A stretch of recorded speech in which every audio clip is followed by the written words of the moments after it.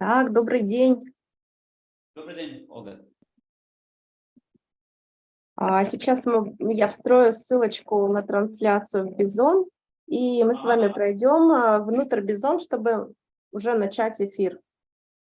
Хорошо. Сейчас еще пару минут. Ага.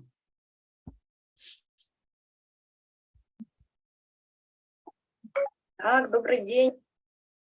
Добрый день, Ольга. Слышно, да? Слышно, все хорошо. Ага. Это просто у меня трансляция в Ютубе запустилась и дублирует наш разговор. Ага, хорошо. Так.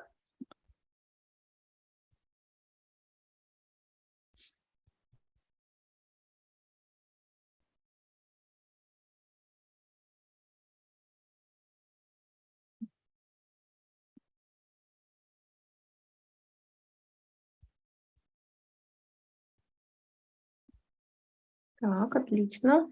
Сейчас мы с вами проходим вот по этой ссылочке, которую я в группе кинула в Телеграм. Ага. Вот это, ага. Понятно. Так, еще сейчас, секундочку, я сделаю организатором вас. Мгм.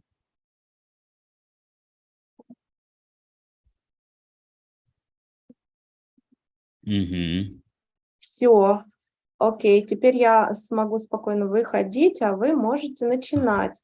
Когда будете готовы, сейчас вот по этой Ага. ссылочке надо нажать на зеленую кнопочку «Начать вебинар», когда будете готовы. Ну, там можно через 3 минутки, раз мы в 16:30 стартуем. Секундочку, Ольга. Да, здесь есть трансляция, автовебинар, сохранить все настройки, вот эту ссылку нету, зеленый кнопочка, это где? Начать вебинар нету кнопочки? Да. Там есть перейти в комнату. Может, перейти в комнату тогда? Нет, там начать вебинар должна быть кнопочка. Ага. Так, секунду. Мгм. Сейчас я прям скрином пришлю, сейчас разберемся, не волнуйтесь. Вот посмотрите, такой нету кнопки у вас разве? Нет, у меня нету. У меня нету. Окей.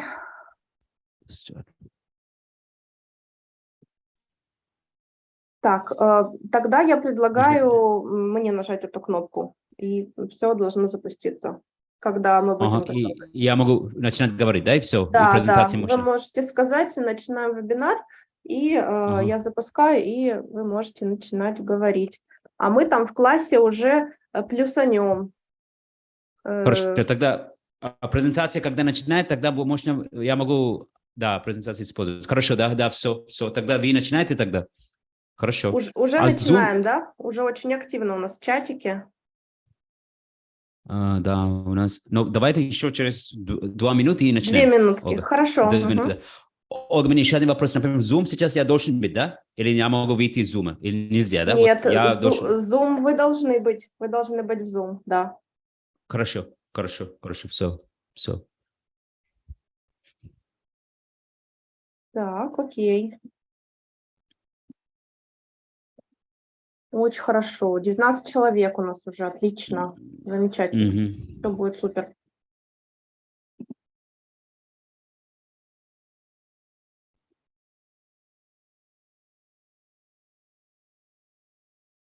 Я все время на связи, все там 4-5 часов, сколько нам надо будет, первый вебинар, второй вебинар.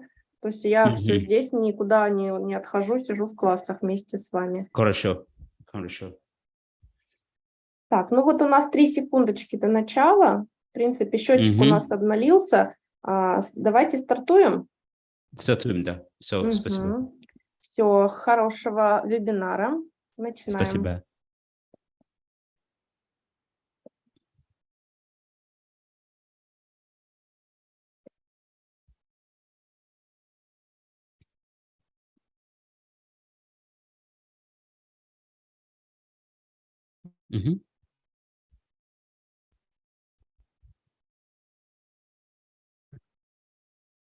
So, hey there, everyone. Welcome to our first lesson in this free IELTS crash course. My name is Nash Akhtar.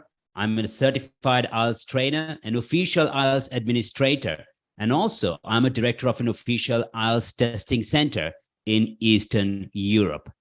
So before we start our lesson today, I would like to mention some important points to make sure that this free course is going to be effective for all of you, because I believe that, when we prepare, you need to understand how the course is structured.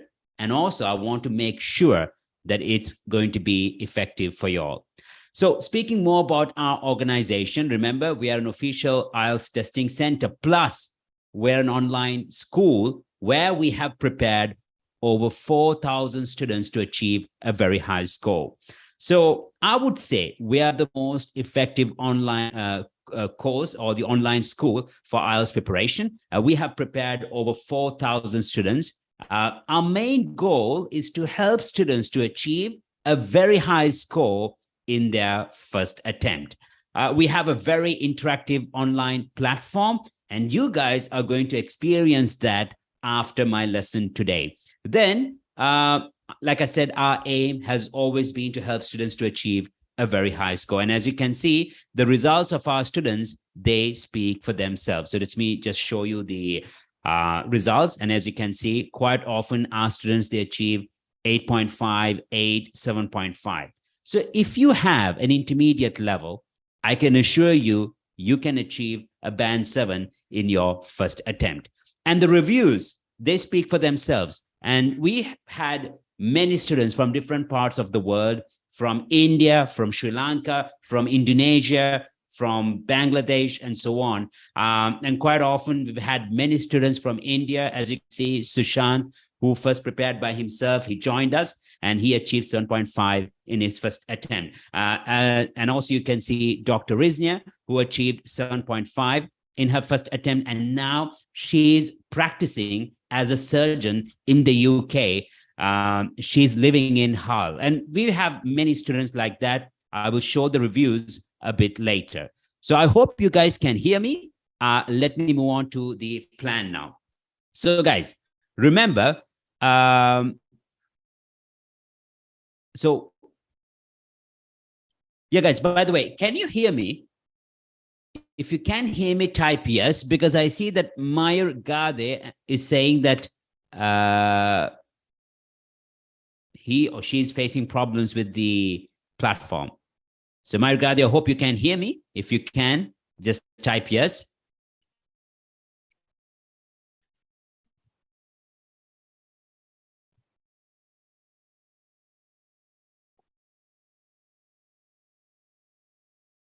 Okay, that's great. Wonderful. Guys, like I said, now this course is going to be for 3 days. Today is day 1, where I'm going to teach you listening and reading. Tomorrow, you're going to work on the platform. So you already have access to the platform. So after today's lesson, I'm going to give you access to our platform, and you'll be working on our platform tomorrow. Then on Thursday, same time, remember, on Thursday, we're going to have a lesson on speaking and writing. So the course is for 3 days. You need to kind of finish the task tomorrow. If you don't finish the task tomorrow, you will not have access to my next lesson on Thursday. So once again, 2 live lessons today. That is the lesson we are having now. Then tomorrow, you're going to work on our platform. And then on Thursday, you're going to have the second lesson on speaking and writing. Now, this is a live lesson. It's not so because it's a live lesson, sometimes you might hear me after 30 seconds. So I might ask you a question and you might hear me after 30 seconds. So there will be a 30-second lagging. Please bear with me, take your time. So in case you don't hear me properly, please type, because I want to make sure that everything is very clear, because I'm really keen on making the lesson effective for you all. So guys, we're going to learn a lot today. So the lesson is going to be for 1 hour and 15 minutes.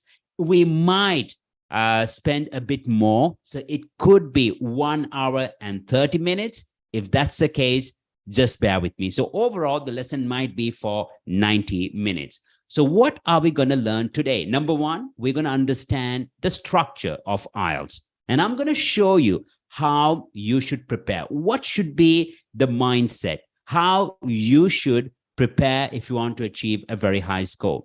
Then I'm going to teach you 4 essential skills for reading and for listening.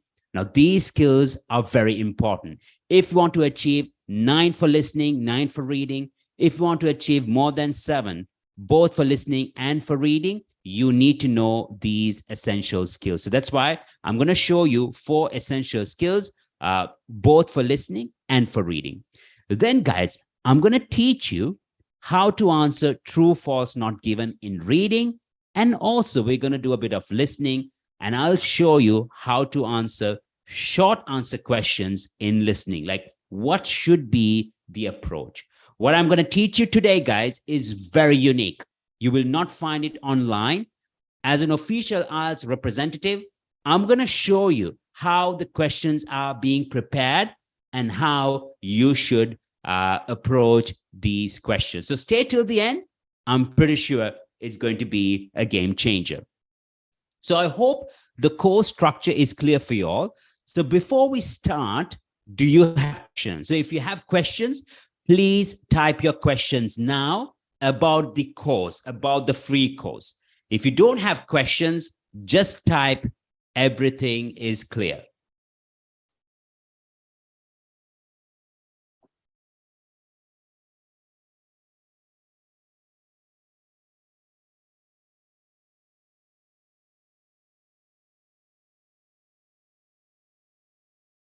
So it seems to me everything is clear for y'all. You guys don't have questions. But remember, during our lesson, I will be asking questions and you all have to type your answers. So that will be very crucial for us. Okay, so you guys need to be engaged. This is not like a webinar where I speak, you guys don't do anything. I'm going to get you guys engaged during the lesson. I'm going to make it very interactive for y'all. So I would. So that's great, guys. Okay. So let me move on, guys. So let me move on to the lesson. Let me start the overall parts here. So what is IELTS? Now, remember, IELTS stands for International English Language Testing System, is the most popular language test in the world. A good score in IELTS, band 6.59, certifies that a person can use English fluently in a native, professional, English-speaking environment. Yeah. So if you need a reliable language assessment tool, IELTS is the right test for you. So if you need a reliable language assessment test, it is the best objective exam. So now remember, quite often people say that this exam is all about structure. Some say that when they prepare for this exam, all what they learn, whatever they learn will not be useful for their future. But it's not true. Remember, you take this exam to prove that you can use English fluently in a professional environment. That is why if you achieve a band 7, if you achieve a band 8, or even if you achieve a band like an overall band 6.5, you prove that you have the ability to negotiate in English. You prove that you have the ability to write business letters and analyze data. You prove that you have the ability to brainstorm in English, and you prove that you have all the essential skills, both in listening and reading.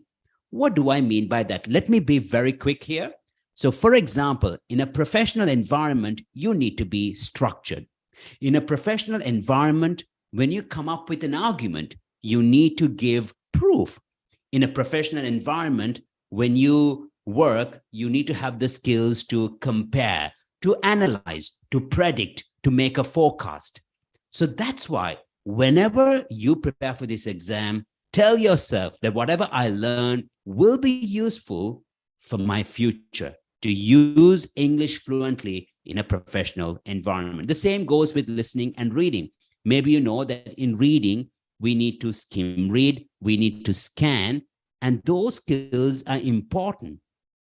So you need to skim read, you need to scan in reading, and those skills are important because one day when you work for an international company, or let's say you're going to live in Canada and they give you a document and they say like, we need your opinion in 1 hour. Are you going to read word by word? Are you going to read page by page? Of course not, right?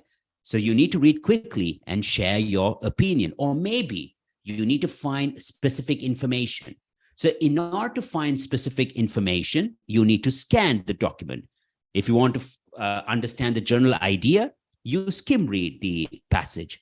So once again, guys, everything that you learn in order to achieve a very high score in this exam will be useful for your future. So please keep that in mind, because that mindset would help you to prepare effectively. So let's move on then. So today, guys, I'm going to speak about the exam structure. So there are 4 sections in IELTS. You know that. We have listening, reading, writing, and speaking. Listening is the first section. And soon after listening, we have reading. Soon after reading, we have writing. And soon after writing, we have speaking. So can you tell me, guys, maybe you must have already started preparing for this exam. So can you tell me which section is the easiest and which section is the most challenging?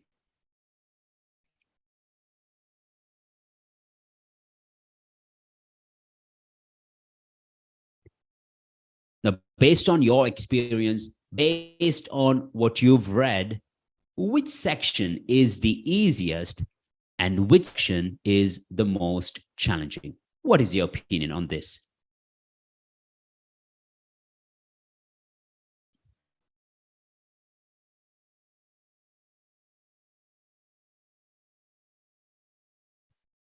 So I see some say that speaking is easy. Maybe they're right.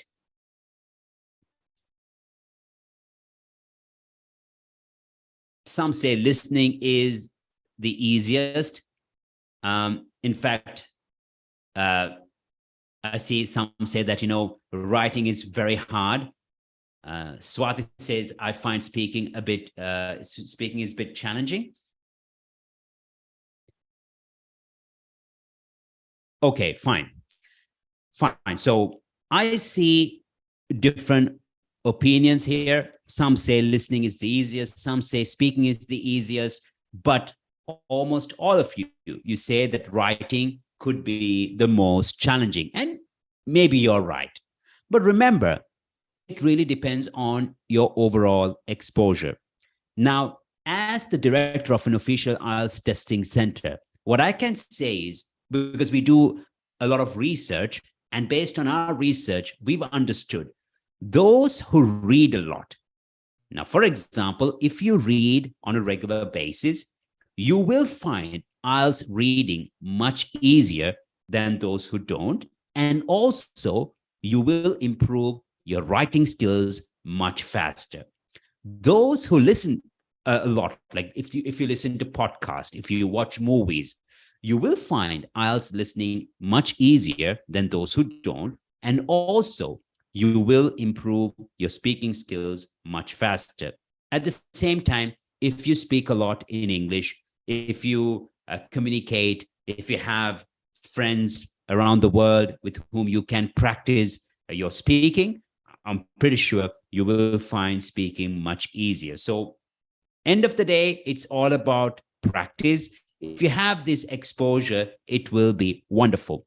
But nowadays, we have a lot of ways to kind of acquire information for free. My first suggestion is listen to podcasts and also listen to or watch documentaries. Now, quite often, yes, we recommend BBC podcast. Some of you all know that there is a very nice YouTube channel called 60 Minutes Australia, because nowadays, when it comes to IELTS listening, quite often you hear Australian speaking. So, that's a great opportunity for you to become familiar with the Australian accent. So yes, listen to podcasts and make it a daily habit. And also on a daily basis, read. At least spend 20 minutes on reading. That will go a long way. That will be helpful. Now, quite often people ask me, like, Nash, I make mistakes with spellings. How can I minimize mistakes with spellings? The best answer here is to read, because whenever you read, you subconsciously become familiar with a word and how to spell that particular word correctly.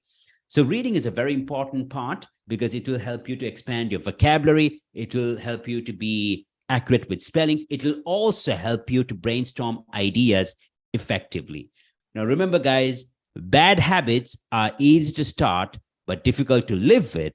Good habits are difficult to start, but easy to live with. So I would say that if you want to achieve a very high score, you need to expose. And that's why from today, listen to podcasts, read as much as you can, make it a daily habit, because that will be a contributing factor towards achieving a very high score. So we spoke about the sections, but let's try to understand these sections even more. I would like to explain briefly. So remember, the first section is listening. It is actually for 30 minutes, and you're given 10 minutes extra to transfer the answers from the question booklet to your answer sheet. So remember, listening is the first section. It's going to be for half an hour. And if you're taking the paper-based exam, you have 10 minutes extra, because first, when you listen, you'll be writing your answers on the question booklet. And after that, you will have 10 minutes extra to transfer your answers from the question booklet to the answer sheet. Now, remember, in IELTS listening, there are 4 parts, and each part has 10 questions. The sections become more difficult, with section 4 being the most difficult. Now, remember, with section 1, section 2, and section 3, there is a break in between. There is a pause. So first, you will listen in section 1, you will listen and answer questions 1 to 5. Then you will have 20 seconds to go through questions 6 to 10. And then they'll play the audio file, and then you will answer questions 6 to 10. The same goes with section 2. The same goes with section 3. But with section 4, you don't have this break in between. So in section 4, you need to listen and answer all the questions from 31 to 40. That's number 1. That's why it's the most challenging. Reason number 2, section 4 becomes the most challenging.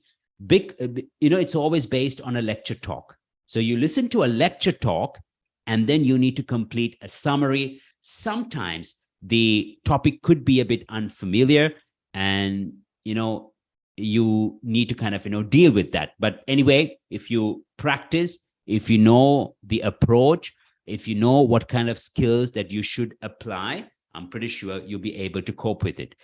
So remember, in IELTS listening, the last point, you'll be given time to read the questions before you listen and to check after you listen. So once again, remember, you will be given time to read the questions before you listen and check after you listen. So you need to use that time effectively. So that's about IELTS listening. I see there is a question at the end. Can you please tips for CBT? Okay, about the computer-based test. We will discuss that. We will discuss that a bit later. The only difference here is that when you take the computer-delivered test, you will not have this 10 minutes extra. You will not have this 10 minutes extra. So you just need to answer on the spot, but you will have some time to go through your answers, but you will not have 10 minutes extra. Now, guys, to become familiar with the computer-delivered test, my advice would be to visit www.ielts.org. Visit this website. It's the first free online resource that you should depend on, because people ask me, which website would you recommend? The first one is the official IELTS website. Now, I am an IELTS administrator. I have been in charge of conducting the exam in Eastern Europe. So for example, in Tashkent, in Uzbekistan, we used to conduct the exam, in Russia, in other parts of Europe as well. And what I can say is quite often students are misled. They don't even understand how the computer-based exam is conducted. So please visit this website, because on this website, you can try some computer-delivered test. There are some mock tests. You don't have the whole exam there, but you can do a bit of listening, you can do a bit of reading, and you can become familiar with the computer-delivered format. And I'm pretty sure it's going to be useful. And even before you choose whether you should go for the computer-delivered test or the paper-based test, I would say you should do a trial on this website. So that will be very useful. So please visit this website because, you can find a lot of information there, and also you can become familiar with the exam structure. So speaking more about listening, guys, remember there are 40 questions in listening. There are 40 questions. So to achieve a 7, because 7 is always a very good score, please keep that in mind, because quite often the minimum requirement for immigration to Australia, to Canada, sometimes they say that you need to have not less than 7 for each section. So remember, to achieve a 7 in listening, you can make 10 mistakes. So if you achieve 30 out of 40, it's going to be a band 7 as well. So that's about listening. If you have questions, you can ask now. I'll be more than happy to answer. Do you have questions about the listening section?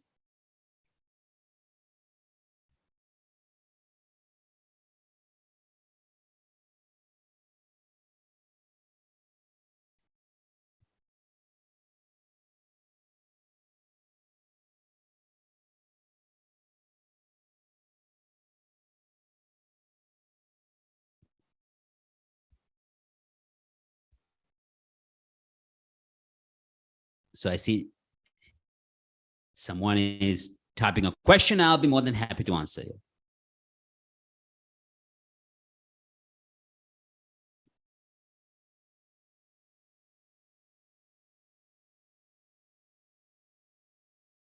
Okay, so everybody's saying no problem in listening.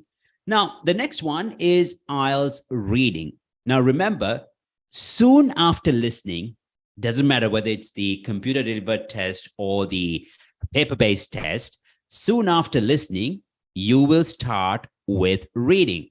Now, the reading test is 60 minutes long. It's going to be for 1 hour. And remember, if you're taking academic IELTS, there'll be 3 passages. The first will be the easiest, the second will be more complex, and the last will be the most complex. So if you're taking academic IELTS, you will have 3 passages. The first passage is the easiest. The second passage becomes more challenging than the first one. And the most challenging passage would be the third one. So that is why you need to manage your time effectively. So make sure when you have 60 minutes, you need to spend 15 minutes for the first passage, 20 minutes for the second passage, and 25 minutes for the last passage. Once again, 15, 20, 25. So because the first passage is the easiest, you spend 15 minutes. The second passage is more challenging, you spend 20 minutes. The last passage, you spend 25 minutes. Then when it comes to general IELTS, you will have sections. So for the first section, you will have 2 small passages, maybe an article. So it's very easy. So for the first section, 2 small passages. For the second section, again, it could be an article, maybe a paper ad. So there could be 2 text, and based on that, you need to answer questions. And for the third section, there'll be 1 long passage like academic reading. But the time management tips are the same. Spend 15 minutes for the first section, 20 minutes for the second section, and 25 minutes for the third section. Remember, guys, quite often students mismanage their time, and that's why they fail to answer all the questions within 40 minutes. So my advice would be, please make sure not to spend too much time on the first passage, because if you spend a lot of time on the first passage, you will not have enough time to answer all the questions from the third passage. So it's a very common situation. Please don't fall into that situation. So make sure to spend 15 minutes on the first passage, 20 minutes on the second passage, and 25 minutes on the third passage. So please remember this formula. We call it as the 15-20-25 formula. So just remember this. It will be very important when you prepare for reading. So looking at academic IELTS, each passage will be about 700 to 900 words. There'll be 6 to 10 paragraphs. In total, there'll be 40 questions in the reading test. And each of the 3 passages will have between 12 and 14 questions. So remember, unlike listening, if you're taking the paper-based test, there is no time to add answers at the end. So it has to be done during the test. So you have to answer all the questions within 60 minutes. You will not have extra time to answer all the questions. So please keep that in mind.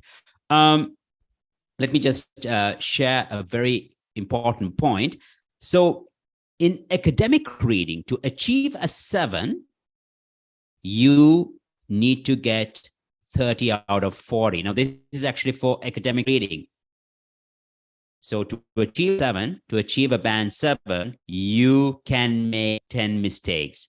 But for general reading, remember, you can make only 7 mistakes. So to achieve a band 7, it should be 33 out of 40. So if you achieve 33 out of 40, it's going to be a band 7 for general reading. So please remember that as well. Now, general reading is easier than academic reading. I have to agree with that. But at the same time, you do need to know the approach. You need to know how to approach every question type. So that's about IELTS reading. We will speak about IELTS reading a bit later. I'll share some tips a bit later. So just stay tuned. Let's focus on IELTS writing now. So remember, guys, soon after reading, you're going to have IELTS writing, the writing section. So it's also going to be for 60 minutes, and you will have 2 writing tasks, task 1 and task 2. If you're taking academic IELTS, you need to describe graphs, bar charts, pie charts for task 1. For task 2, you need to write an essay. For general IELTS, for task 1, you need to write a letter. And for task 2, you need to write an essay. So that's the difference. So for task 1, it should be not less than 150 words. For task 2, it should be not less than 250 words. So task 1, if it's a description for academic IELTS, it should be not less than 150 words. For task 2, if you're writing an essay, it should be not less than 250 words. So that's the difference about writing. Now, yes, writing, guys, it's the most challenging for several reasons. But the main reason is it's the skill that we don't use very often. It's a skill that we don't use very often. So we need a lot of practice. Reason number 2, write an essay. The structure is totally different. You know, it's not the way we write newspaper articles or writing a story. The approach is totally different. You need to become familiar with the formal way of writing, how to structure paragraphs, how to express your thoughts with a minimum number of words. And of course, we need to be accurate with articles, with the definite article, then the way we use punctuations, and also we need to expand our vocabulary. So it's a section that requires a lot of practice. And the other reason why students achieve a very low score, and even the ones who have a very good level, is because trainers quite often, they give very poor feedback. Now, have you experienced that? Maybe someone checks your essay and just gives a score and just says like, give more examples. But what kind of examples? Oh, they say, use a good range of vocabulary. But can you give me some examples how I can use a good range of vocabulary? If you have such teachers, I would say you should say goodbye to them, because that's not the right way. Now, here at Masterclass Online, the best thing is we have a team of experts, and we also have examiners working with us. So at the moment, we have 2 examiners. One is Ludmila, who is actually highly experienced, 16 years of experience. And also we have Katrina. So I'm going to introduce my team a bit later. So when someone is going to check your essay, the essay should be checked based on the marking criteria, and the feedback should be objective and should provide feedback based on every criterion. Now, for example, what you should do for vocabulary, how you should improve your grammar, why it's a 6, and how it could be a 7. Now, that feedback is so useful. It's so valuable, because that will help you to understand how you can improve your writing skills. So that's an important part. So someone is saying that he needs a band 8. Yadnesh says he needs a band 8, but top 5.5. Don't worry. Today, after my lesson, you might have an idea how to improve from a 5.5, how you can reach a band 7, Yadnesh. So stay tuned. Stay till the end. So that's about writing, guys. Now let's come to speaking.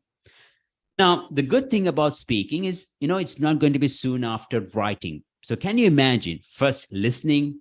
If it's a paper-based test, you're going to spend 40 minutes. Soon after that, it's reading, 60 minutes, 1 hour. Soon after reading, you're going to start writing. So it's like after spending 1 hour and 40 minutes, you need to write essays, which is quite exhausting mentally.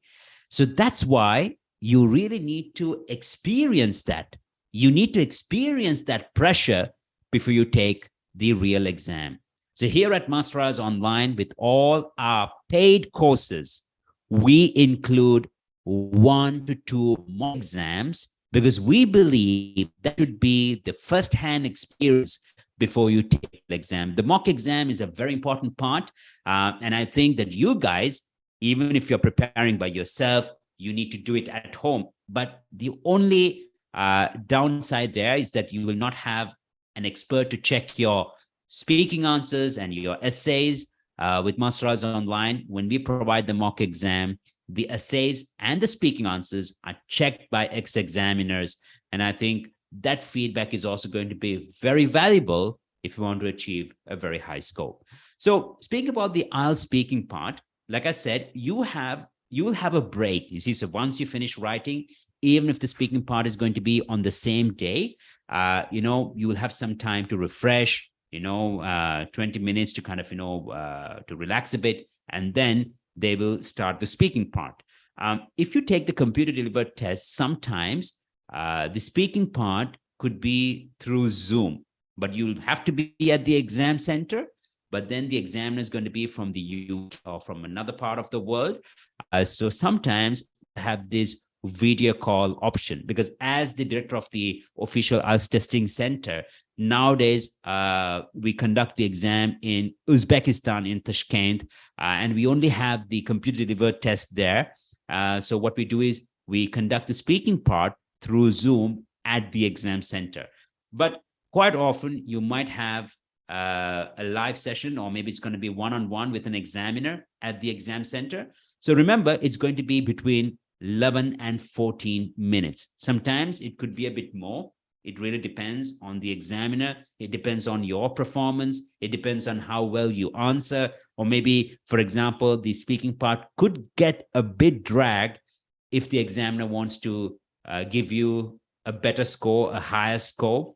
So he might ask more questions from part 3. So it really depends. But on average, it will be between 11 and 14 minutes.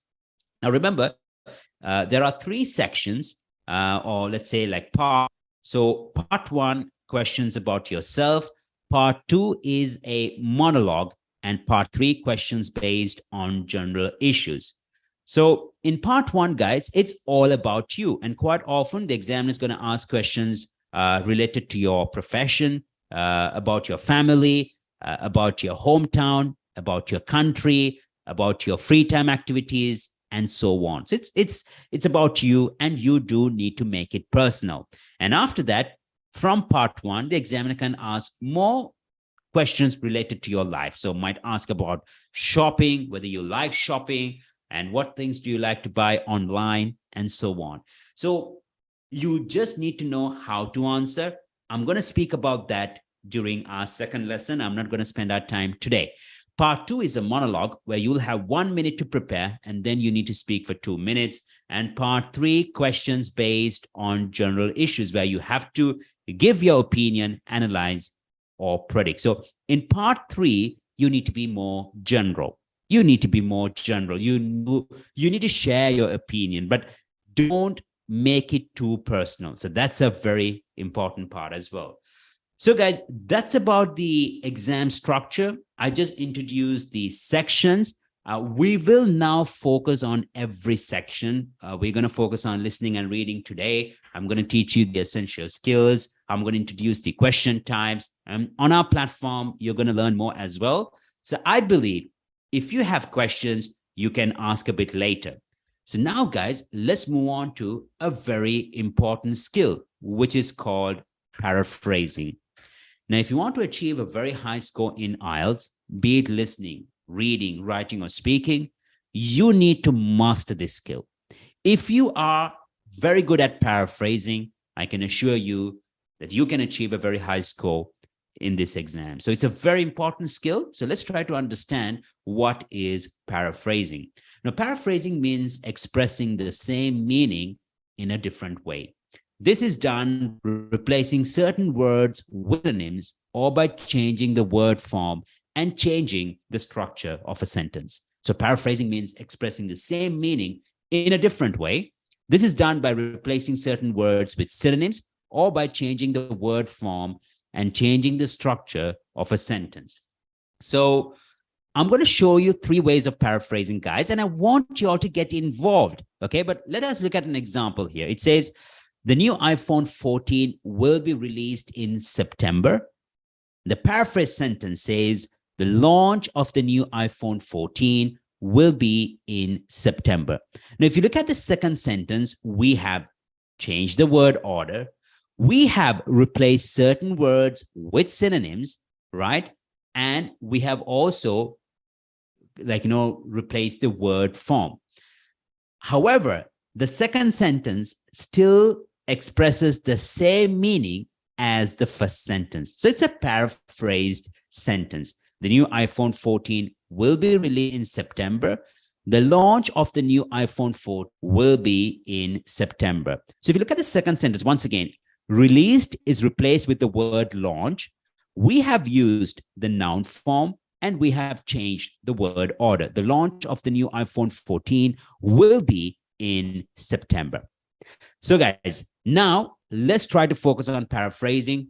My dear students, remember, I'm going to see your answers after 30 seconds. It might look a bit weird, so there will be a bit of lagging because it's a live lesson, so please bear with me, okay? So ways to paraphrase. The first way is to convert the word form. That's the first way of paraphrasing, converting the word form. Look at the first sentence. It says, Yanni was the composer of Winds of Orchids.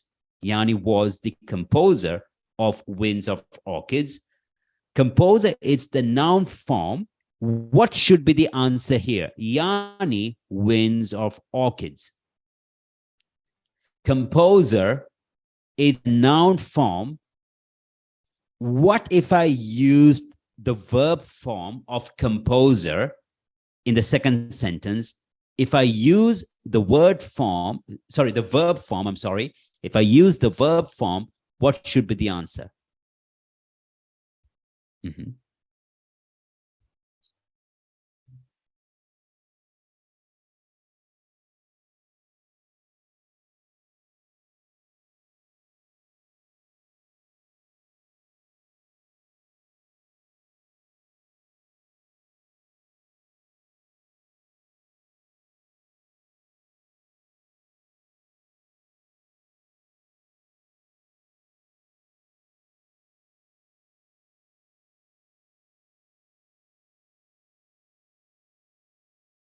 Well, I see that everybody's kind of giving the answer. So I'm just focusing one by one. So composed.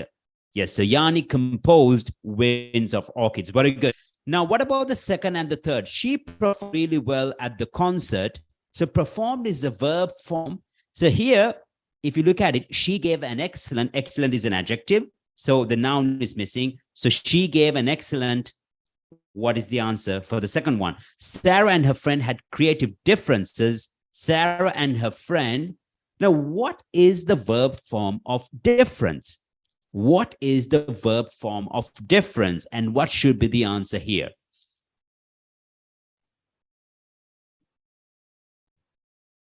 So yes, for the second one, the correct answer is performance. Very good. Well done. That's the answer. She gave an excellent performance at the concert. What should be the answer for the third one? Sarah and her friend had creative differences. Sarah and her friend.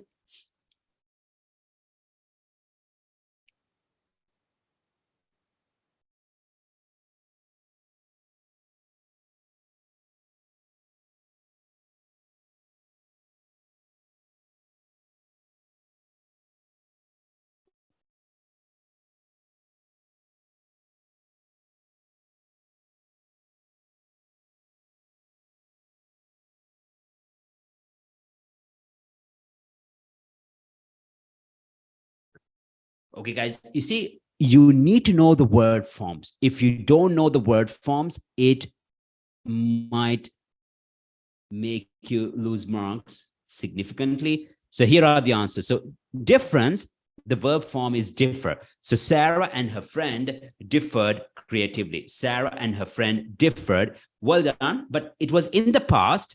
So whether like differ. So it was in the past, differed. So Sarah and her friend differed creatively. Sarah and her friend differed creatively. So yes, well done. Those who tried, very good. Now you might say, come on, Nash, this is not that difficult, but believe me, in writing and in speaking, it matters a lot. Imagine you're describing a graph. You need to show a variety with your word choices, not to repeat the same word, so you can use different word forms as well. So that's the first way of paraphrasing. The second way of paraphrasing is what we love, especially in Eastern Europe. You know, when I work with students from Latvia, from Russia, from Uzbekistan, or from other parts of the Eastern Europe, people love to use different synonyms, and they try to replace every word with a synonym and should be cautious, but let's look into it. Look at the sentence here. It says, technology plays an important role in the education sector. Technology plays an important role in the education sector. Can you give me synonyms for important?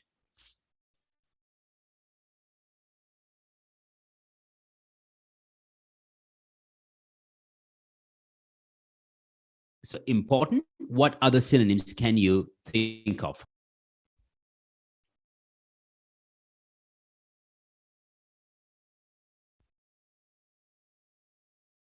So yes, we can say significant, crucial, essential. I see that someone has paraphrased the whole sentence here. Well done. Crucial, essential. Very good. Very good. Now we can say crucial, pivotal, significant, vital. Crucial, pivotal, significant, vital. We can also use words as instrumental, essential. Yes, yes. So there are many options. Now, do you see? It's a very important point here. When it comes to adjectives, you can always come up with more than one option. That's why at the exam, adjectives and adverbs, they play a key role. Because, you know, when you listen, now here it says technology plays an important role, but when you listen to the audio, it might say the role of technology has always been significant. The role of technology has, so you will hear the paraphrase version. So when it comes to listening, when you read a question, try to underline the adjectives and the adverbs, because whenever you listen, you might hear synonyms, or maybe they might say it in a different way. In reading, the same. whenever you read, try to, when you read a question, if you see there are adjectives and adverbs, underline them, because when you read the passage, you might see synonyms, or it might be said in a different way. So that's why they play a crucial part. For speaking, on the other hand, the examiner might ask a question: is dancing important in your culture? And you should not say, yes, it's important, but you can use different options instead of important. You can say, dancing has always been a crucial part in our culture. So that's how the examiner is going to assess your speaking. If you want to really expand your vocabulary, focus on the adjectives, the adverbs, then the verbs, and only then the nouns. So that will be very important, guys. Wonderful, wonderful. But I'm going to push you guys a bit further. So look at here. It says smoking is bad for health. Smoking is bad for health. Can you give me synonyms for these words? Like big problem. What words would you use? Save the environment. What options would you use instead of save? Children need. So can you take your time and can you type synonyms for these words which are in bold? Like smoking is bad for health. It is a big problem. We must save the environment. Children need more attention from their parents. Well, I see the answer: smoking impacts health negatively. Yes, it's a paraphrase sentence, but can you give me synonyms for bad based on this context? Injurious, I might not use. Big, huge problem, okay.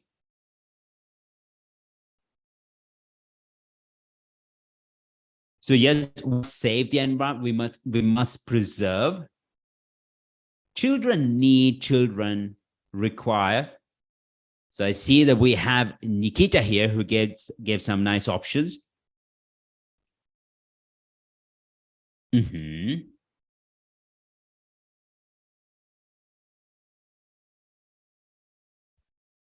Well done. So guys, look, smoking is bad. We can say smoking is harmful or detrimental for health. It is a big problem. So instead of problem, we can say major concern, serious issue. We must save, we can say we must protect or preserve the environment. Children need, we can say children require more attention from their parents. So, you can use such options as well. Now, yeah, so guys, I'm quite impressed. I must say, the way you guys are involved, that's great. So remember, in English, the words you use might even define your character. Now, let me give you a very nice example. Look at the word problem. In a professional conversation, if you say we have a problem with your proposal, you might sound very rude. But if you say, we have some concerns regarding your proposal, it might sound a bit more polite. I'm not saying that it sounds positive, but still it's a mild way of putting. So in a professional conversation, we must not use words such as bad, problem, big, small, and so on. And the same goes with speaking and writing. So if the examiner sees that you're repeating words, or if you overuse words such as important, bad, good, it doesn't make you sound or make your writing look impressive. And that's why you need to avoid using such words and use more uncommon words. So well done, guys. Very good. But once again, remember, when you want to replace words with synonyms, first focus on the adjectives, because you can find more than one option. Then the adverbs, then the verbs, and only then the nouns. If you replace nouns too often with synonyms, you might change the meaning. So please keep that in mind. So the last way of paraphrasing is to change the word order. And remember, one of the ways is to use the passive voice. Now, we use the passive voice when we don't want to focus on who is doing the action, but on who is receiving or experiencing the action. Look at number 1. The government should take immediate measures. Immediate measures should be taken by the government. Parents should teach children foreign languages at an early stage. Foreign languages should be taught to children at an early stage. So we use the passive voice here to emphasize on the action when we want to focus more on the action. That's why look at the second example. Once again, foreign languages should be taught to children at an early stage. Foreign languages should be taught to children at an early stage. So we are not trying to show who should be responsible. We are trying to emphasize on the action. So that's how we use passive voice. So if you want to be indirect, if you want to be polite, you can use the passive voice. In IELTS, you can use the passive voice because, that's one of the ways of paraphrasing. So that's it, guys. So we focused on paraphrasing. I guess now you all know. Let's try to revise. So there are 3 ways of paraphrasing, right? Number 1, you change the word form. Noun to a verb, adjective to an adverb, or the other way around. Then we can also replace certain words with synonyms. And we can do that by replacing adjectives with synonyms, adverbs, verbs, and we should be a bit cautious when we try to replace nouns with synonyms. The other way is actually to change the word order. And one of the ways is to use the passive voice. We can also kind of, use inversions and so on. Join us in the future. I will teach you. So now how to achieve a band 9 in listening. So remember, guys, if you achieve a band 9 in listening, expose yourself. I've already told you today, listen to BBC podcast, watch documentaries. Apart from that, know how to approach every question type. Now, if you have already started preparing for this exam, and if you're doing practice test without knowing the approach, you might find it difficult. Same goes for reading, believe me. Then, guys, before you take the real exam, do at least 4 practice tests before you take the real exam. Now, with Master IELTS Online, in our paid courses, everyone is going to have a personal trainer who will work with them on the platform. So in case they do practice tasks and if they find it difficult, our trainers will advise them. They will give suggestions. So it's a very unique option. And I think rarely you'll find such kind of support on other platforms.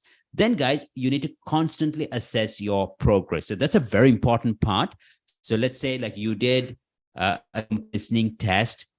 Unfortunately, you made 15 mistakes. That means it's 25 out of 40. That's actually a 6.5. So what should we do? Are we going to complain, become frustrated? No, you need to be objective. I will always tell my students, do not be critical, be analytical. So if you make mistakes, let's say 15 mistakes out of 40, try to understand which question type did you make most of the mistakes, or which section. Now, maybe, for example, you got all the answers correct in section 1, section 2, and also maybe with section 4, but you struggled in section 3. Then that should be the section that you should focus more. Try to understand why. So that's a very important part, and you need to assess your progress consistently. Now, as an official IELTS administrator, I have participated in many seminars by the British Council because I work very closely with the British Council. To be honest, I've been involved in IELTS more than 10 years, and I've seen everything from preparing the test papers, from registering students, issuing a certificate, signing the test papers, and so on. I mean, the result sheets. So I know everything inside out. And what I've understood, and also like, some experts, they say that when it comes to listening and reading, quite often trainers, what do they say? They say, let's do more practice tests, right? So for example, let's say you're struggling with listening, and the first advice would be, do more practice tests, do more practice tests. Well, yes, you should. But if you don't know why you're making those mistakes, if you don't understand the reason why you went wrong, then you become more frustrated, because when you do more practice tests, you keep on making the same mistakes over and over. So that will be very frustrating. So that's why you need to be very analytical. So the next one, guys, like I said, is that you need to know how to approach every question type. So remember, in IELTS listening, you will find the types: sentence completion, multiple choice questions, matching, plan, map, diagram, and labeling, locating information in a paragraph. You will learn you should know how to complete forms, notes, tables, flowcharts, summary completion, and short answer questions. Now, remember, guys, when you have access to our platform today, soon after our lesson, for listening, we will teach you how to complete a table and a flowchart. So you're going to learn it today. So I think you will never find a free course like this where we teach a lot. So on our platform, we're going to show you what should be the approach, how to answer tables. So I'll explain that a bit later. So you're going to have that today after my lesson. So you will learn that as well. But now I'm going to show you how to answer short answer questions. What should be the approach? So guys, to achieve a very high score in listening, you need to paraphrase. You need to master paraphrasing. We've already learned what is paraphrasing. You need to identify keywords. You need to predict the missing words. So for example, if you have to complete a table, if you have to complete a sentence, you need to predict the missing words. And also you need to identify distractors. So that's a very important part too. So you need to identify distractors. So actually on our platform, you will learn that today. So now let's do a bit of listening. And if you're ready for the challenge, always say, I'm ready. Now that should be your mindset. You should always be prepared. You should always be prepared to deal with any challenge. And also when it comes to IELTS, you should say like, I'm ready for the challenge. I'm going to be attentive. I'm going to get all the answers correct. That should be the mindset. Anyway, so section 2, questions 11 to 17. Answer the questions below. Write no more than 3 words for each answer. So in section 2, quite often you will have such types of questions like short answer questions. So here are the tips. Tip number 1, read the heading. It says Sea Life Center information. And the instruction says no more than 3 words. So when you answer, the maximum number of words you should use is actually 3. So you should not use more than 3 words. So please always pay attention to the word count, the word limit. I'm sorry. So that's a very important part. And then, guys, you will have 20 seconds. So remember, you will have 20 seconds. And during those 20 seconds, you need to go through each and every question and identify keywords. So remember, whenever you go through these questions, be attentive, identify keywords, because they're going to be very important to understand the question better. So look at question number 11. What was the Sea Life Center previously called? Now, if you were at the exam, just imagine if you were at the exam, what words would you underline? What words are important here to understand the question better? So can you please type, what was the Sea Life Center previously called? What was the Sea Life Center previously called? What words would you underline? What words are important here to understand the question better?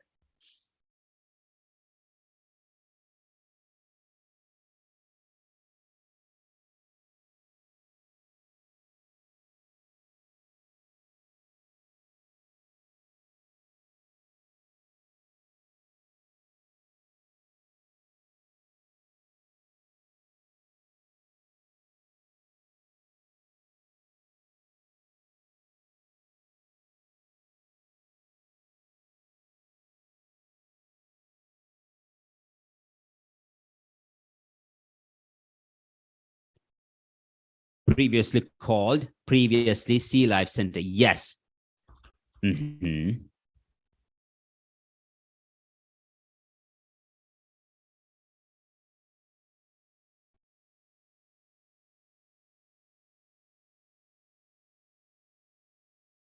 Well done. Very good. Now it's very good. So guys, remember, keywords are the subject, adjectives, adverbs, and verbs. So in listening, and also the same with reading, right? Whenever you read a question, if you come across adjectives and adverbs, immediately underline them. You see, it's very important. So previously, very good. Called, Sea Life Center. So the subject, adjectives, adverbs, and verbs. Now, whenever you see adverbs, like we have previously here, you will hear a different option, maybe a synonym, or they might say it in a different way. So for example, what was the Sea Life Center previously called? They might say initially it was called X. So initially it was called. So whenever you see adjectives and adverbs, always be prepared to hear synonyms. Or maybe they might say it in a different way. Or maybe they might say, it used to be called. It used to be called X. Or maybe they might say, we are not called X anymore. Now we are called Sea Life Center. So that's why keywords are so important. And if you are able to identify keywords properly, I saw a question, say like you lose focus or you kind of don't hear the correct answer. This happens because we don't pay attention to keywords. So it's a very important part. So take your time, develop that skill. Whenever you go through questions, you need to identify keywords. Okay. Number 12, what is the newest attraction called? What is the newest attraction called? Now, my dear students, what words would you underline here? What is the newest attraction called? Now, you need to be very fast now. You need to be very quick. You need to kind of engage yourself with me. What is the newest attraction called?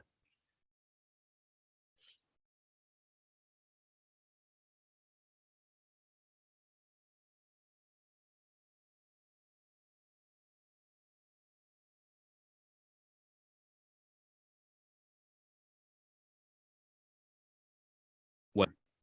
Newest. So I'm going to make it a bit more challenging for you all. Can you give me a synonym for newest? Can you give me a synonym for newest?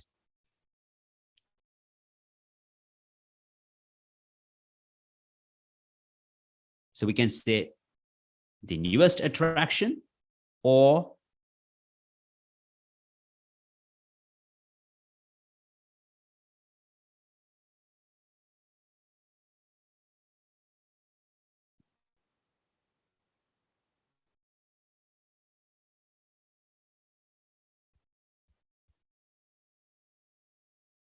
latest, current, newest attraction, the most recent or the latest. So Sania kind of, was spot on there. So the latest, yes, well done. Very good.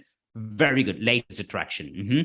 So what is the newest attraction called? What is the latest attraction or the most recent? Because it's a superlative.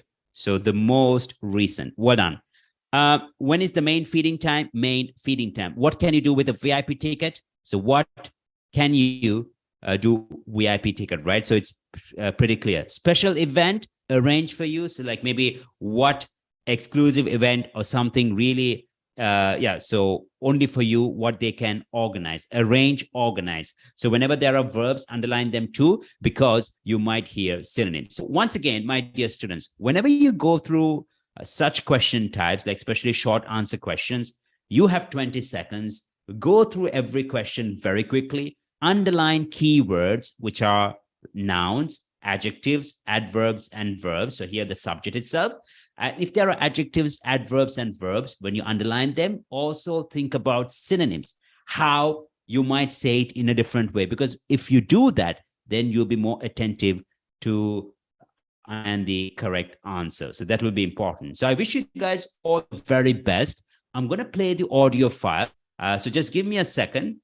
So after a couple of minutes, I'm going to play the audio file. I'm going to remove my mic and keep closer to the speaker, because that's the only option I have. It does look a bit embarrassing, but I'm pretty sure you guys will be able to hear it properly. So if you don't have questions, until I play the audio file, go through every question. Try to identify keywords and make sure not to make a single mistake. Give your best. Even if you fail, make sure to give your best. That's important.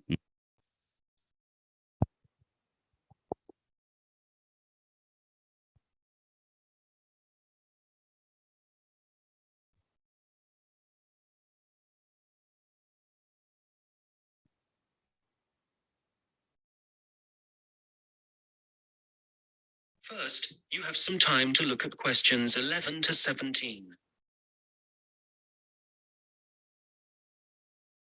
So now we have 20 seconds. You have 20 seconds to go through, okay? So let's see whether you can hear. Guys, can you hear me? First of all, can you hear me once again? You can, right?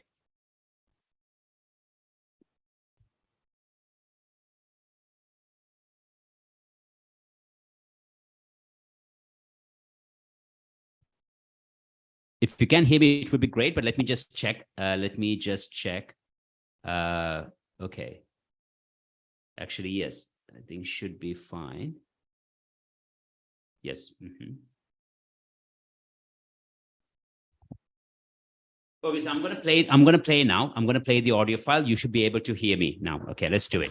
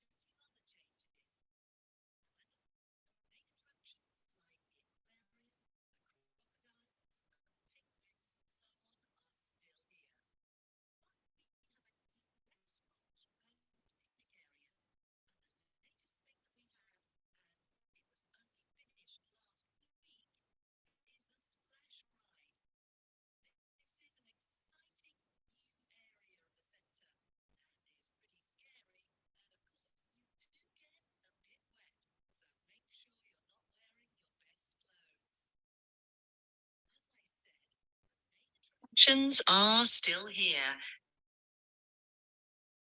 Okay, guys. Okay, I understood. There was a small issue with the with my mic. Okay, I'm very sorry. I apologize for that. Let's try again. Let's try again. Let's try again. Don't worry. Let's try again. Now it should work fine. Okay, so hi everybody and welcome to the Sea Life Centre. Before you start on your tour, I'd just like to give you some information about things to look out for as you go. Well, first of all, I guess some of you may have been here before and may be surprised to see the name has changed. We're not called World of Water anymore. Since the beginning of this summer, we've been renamed, and we've also made a few other changes. However, the main attractions like the aquarium, the crocodiles, the penguins, and so on are still here. But we have a new restaurant and picnic area. And the latest thing that we have, and it was only finished last week, is the Splash Ride. This is an exciting new area of the centre and is pretty scary. And of course, you do get a bit wet. So make sure you're not wearing your best clothes. As I said, the main attractions are still here. And the most popular thing that everyone wants to see is feeding time, especially for the crocodiles and the seals.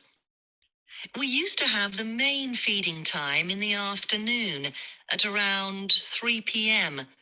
But we found that some of the animals got a bit hungry waiting until then, and so we now have it at noon.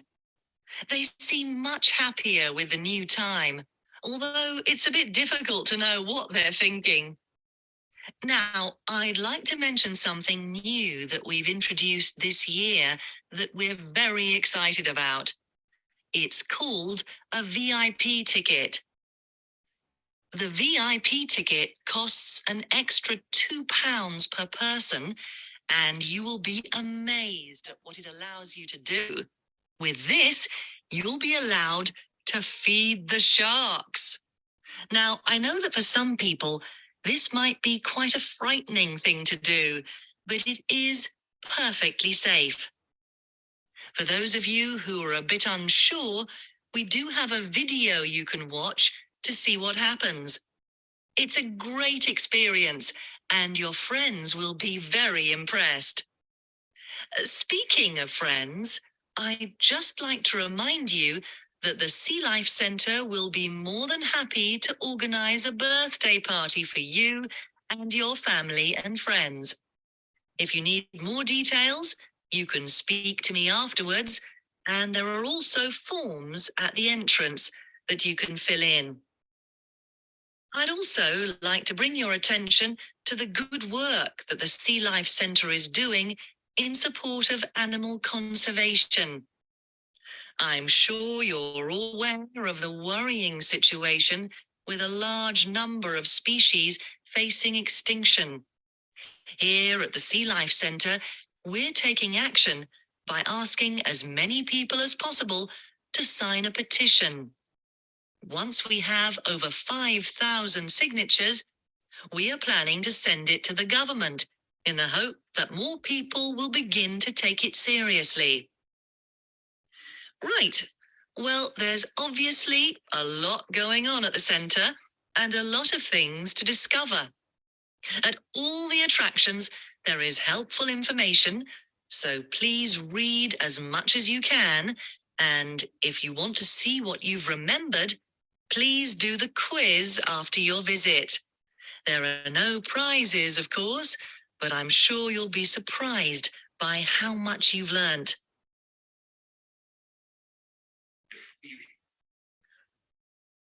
Okay, guys, we had a small technical issue, so maybe that could also affect the overall process. But here are the answers, and I'm going to play the audio. I'm going to play the audio very quickly. We are tight with time, but we'll try to make sure that you guys get the best. So look here, I'm going to play the audio and I'm going to show you why, right? Look here, first of all. Okay, so hi everybody and welcome to the Sea Life Centre. Before you start on your tour, I'd just like to give you some information about things to look out for as you go. Well, first of all, I guess some of you may have been here before and may be surprised to see the name has changed. We're not called World of Water anymore. You see, the name has changed and we are not called World of Water anymore. So that's World of Water. So 3 words. If you guys got this answer correct, wonderful. Since the beginning of this summer, we've been renamed and we've also made a few other changes. However, the main attractions like the aquarium, the crocodiles, the penguins and so on are still here. But we have a new restaurant and picnic area, and the latest thing that we have, and it was only finished last week, is the splash ride. You see, now they try to distract you, right? They said there is a new restaurant, and picnic area. But for us, you see, the question was, what is the newest attraction? And then she says, the latest thing that we've added. So that's the splash ride. So you see, when you read a question, you need to identify keywords. If you do that, then you'll be able to find or to identify the correct answer. This is an exciting new area of the centre and is pretty scary. And of course, you do get a bit wet. So make sure you're not wearing your best clothes. As I said, the main attractions are still here.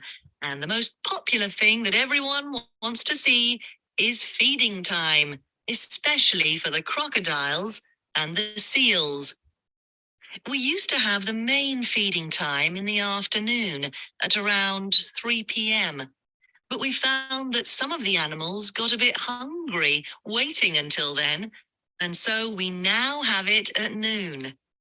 They seem much happier with the new time, although it's a bit difficult to know what. So you see, the answer is at noon. So if you write 12 p.m., it's fine. But once again, there was a distractor. She said we used to have the main feeding time in the afternoon at 3 p.m. Once again, she says, we used to have the main feeding time in the afternoon at 3 p.m. But then they understood the animals got hungry. So that's why they decided to start a bit early. So at noon, 12 p.m. at noon, you see? So they'll always try to confuse you. There is a question. If you didn't write the, it's fine. If you didn't use the definite article, that's fine. They're thinking. Now, I'd like to mention something new that we've introduced this year that we're very excited about. It's called a VIP ticket. The VIP ticket costs an extra £2 per person, and you will be amazed at what it allows you to do. With this, you'll be allowed to feed the sharks. Now, I know that the So the answer is feed the sharks. I think it's pretty clear. Yes. So what can you do with a VIP ticket? some people, this might be quite a frightening thing to do, but it is. So let me move on to the next one very quickly. Friends, I'd just like to remind you that the Sea Life Centre will be more than happy to organise a birthday party for you and your family and friends. If You you see, need more, the question was, what special event will the Sea Life Center arrange for you? And she says, we'll be more than happy to organize. You see, arrange, organize. Now, do you see what I'm trying to tell you all? Because what I'm saying now, guys, is a very important point if you want to achieve a very high score. So when you read questions, you need to underline keywords. If you see verbs, adjectives, and adverbs, you need to think about synonyms because that will be useful. details, you could. And then the next one, guys. Here at the Sea Life Centre, we're taking action by asking as many people as possible to sign a petition. Once we have over 5,000 signatures, we are planning to send it to the government. So once they have over 500 signatures, it will be sent to the government. So if you got this answer correct, well In the hope that more people will begin to take it seriously. Right. Well, there's obviously a lot going on at the centre and a lot of things to discover. At all the attractions, there is helpful information, so please read as much as you can. And if you want to see what you've remembered, please do the quiz after your visit. So the answer is quiz. So I hope it's pretty clear. I don't want to take more time because we're kind of a bit tight. So that's how we prepare our students. Maybe you made mistakes. Now that's fine. We are bound to make mistakes. But what I can say is that with practice, with more practice, now you know the approach. Now you know the approach. And with practice, you'll be minimizing it. So guys, how we prepare our students. So remember, we have weekly webinars like this, weekly lessons. When you work on our platform, if you buy our paid courses, you will have 12 units. We will show you the step-by-step approach to answer every question type. And, you don't have to do any extra practice test books. That's actually also provided, but that we'll discuss a bit later. But now I'm going to show you how to achieve a band 9 in reading. So the 4 essential skills for reading. Now, they are skimming, scanning, paraphrasing, and identifying keywords. So remember, guys, when it comes to reading, there are 4 skills that you should master: skimming, scanning, paraphrasing, and identifying keywords. So these are very important skills, and you do need to master them as well. So once again, Kushbu is asking about articles here. No, you don't need to. Just focus on the word count. In this question type, articles are not important as long as you give the correct answer. So let me move on. So skimming, scanning, paraphrasing, and identifying keywords. So these are the essential skills. And then, guys, to master reading, you need to make reading a daily habit. You need to become familiar with every question type. Learn the step-by-step approach for every question type, because that is important. You need to know how to approach each and every question type if you want to achieve a very high score. So when it comes to reading, guys, these are the question types you need to master. We have matching headings. We have true, false, not given. We have yes, no, not given. We have multiple choice questions, summary completions, short answer questions, sentence completions, and locating information in a paragraph. So I hope you know this. If you check the official IELTS website, like IELTS.org, you'll also come across these things. So if you want to achieve a very high score, before you do practice tests, first you need to know how to approach these question types. It's a very important part. So please keep that in mind. So my dear students, so we are about to finish our lesson today. So I'm going to give you access to our platform. It's a very unique platform. So that's what we're going to do tomorrow. So you need to work on our platform. So please register on our platform. So I'm going to share the link. So let me just share the link quickly. Yeah. So I'm going to share the link for our platform. So I hope it's here. My team should help me because I think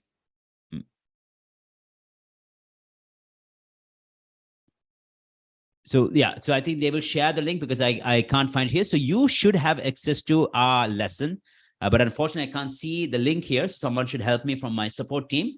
So you need to work on our platform, guys, tomorrow. So that's what you're going to do tomorrow. And what are you going to learn on the platform? So let me share it. 1 second.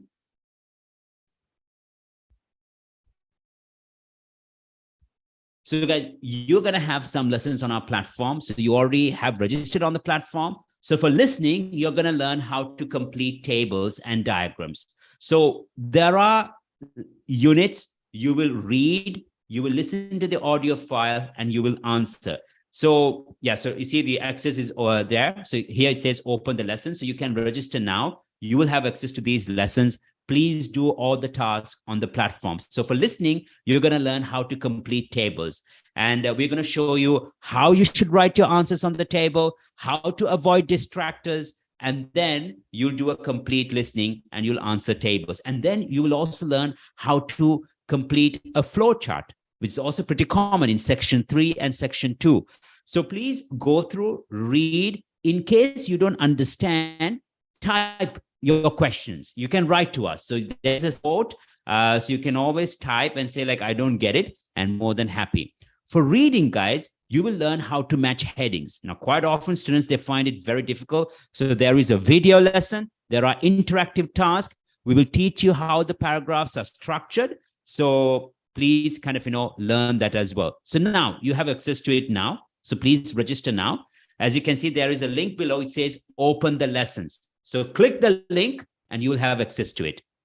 Then guys, those are the things you're going to learn. And next lesson on Thursday, you're going to learn with me how to achieve a 7+ for speaking and writing. So we're going to learn how to expand a vocabulary. I'm going to introduce some proven techniques. You will like it. And also I'm going to show you some ways how you can improve your pronunciation, because I'm pretty sure that will be useful. And apart from that, guys, I'm going to show you how the examiner is going to assess your speaking and writing and how you can meet those requirements easily. So very useful. You will find it useful. By the way, on our platform for writing, we will show you how to make your writing style formal. Quite often, students achieve a very low score because they don't make their writing look academic or formal. So you're going to have that lesson as well. And also for speaking, you're going to learn some useful expressions related to leisure. So guys, please start working on the platform. It will be very useful. So someone is saying that they can't see the link. That's very strange. Let me just see. Well, it says that the link is open. Don't worry. Don't worry. You will also have an email. You will receive an email. So Kritika, you will receive an email with the link. So it should not be an issue. You will receive an email. So that's it. So guys, I'm going to see you again on Thursday. Now, if you attend my Thursday lesson, and if I see that you have completed all the tasks on the platform, that's my motivational option. If you complete all the lessons on the platform before Thursday, I'm going to email my ebook on speaking, which was created with examiners. So you need to kind of finish everything on the platform before Thursday. Join my lesson on Thursday. Remember, same time, same place. You will receive the email with the link. So join my next lesson on Thursday, where I'm going to show you how to achieve a 7+ for speaking and writing. So until I see you guys again, it's goodbye for now. So in case you have questions, you can write to us. Join the platform, write your questions there. So we'd be very happy to teach you guys again on Thursday. Until then, guys, it's goodbye for now. Thanks for joining. Have a great evening. Thank you very much.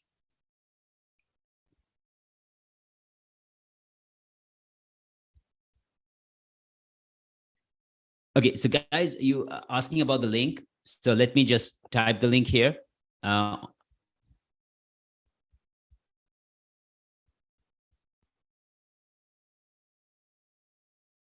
Okay, so here's the link once again. I've typed it, so you can click this link. You can use this link to join your course on the platform. So guys, once again, yes, I need to rush. I need to start another lesson. So have a great evening. Goodbye. Take care.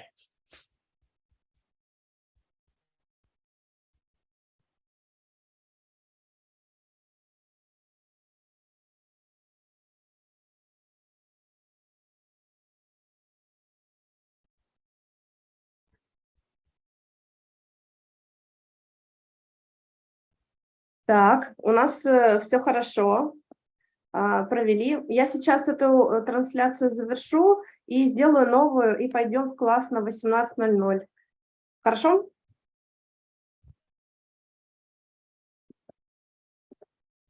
Так, есть у меня звук или нет?